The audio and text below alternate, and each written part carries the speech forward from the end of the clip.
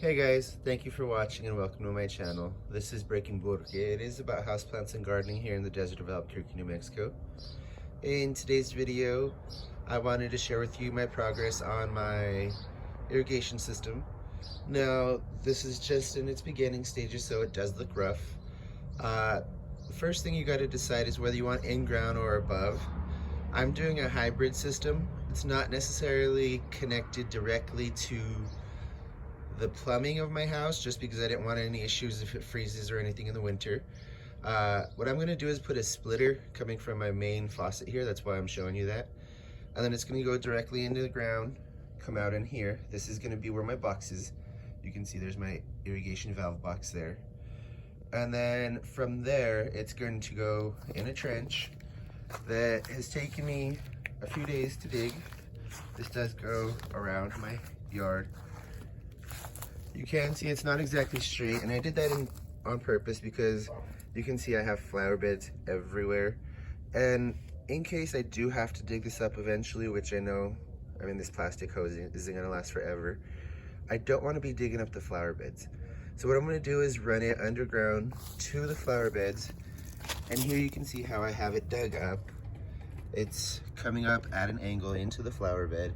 So in the flower bed, the whole length of the flower bed, I'll run the 1/2-inch supply line just on top of the soil. I do plan on putting some mulch in here after, so that'll help hide it too, that and the spaghetti lines. But when I get there, I will explain and I'll show you everything. And I have to try and make it across this trench. You can see it goes off into another flower bed over there. That's actually my little food forest area. And then it comes back around this way, and we are trying to get back to the last flower bed.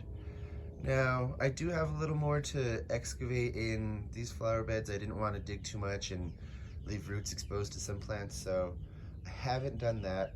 But your first things you need to figure out are what type of system you want, how much your budget is, because that is a very important part of an irrigation system, and remember what you're capable of.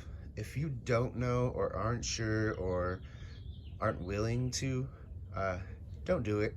It is a lot of work, it's hard, it is super rewarding once it's done, because then you don't have to have spaghetti of hoses like this.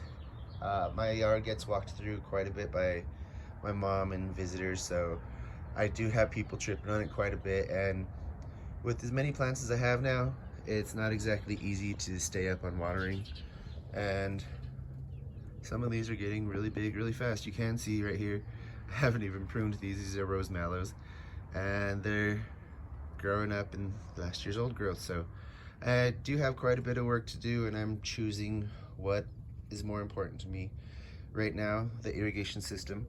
So another thing you need to factor in is, if you are doing in-ground and you're going to leave it there permanently, what your freeze depth is, how far down your soil freezes in the winter. Here in Albuquerque, it's only like 6 to 8 inches, so that's about all you need to bury it.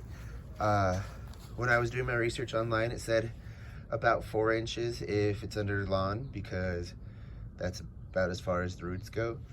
And like I said, this is going to be a hybrid system. It's only going to be halfway connected to the outside spigot, so I can disconnect it in the winter. I won't have to worry about freezing.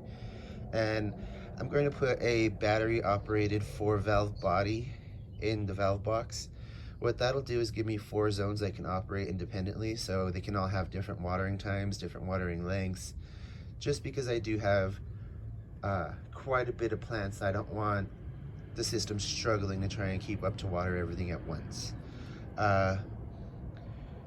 Let's see what else.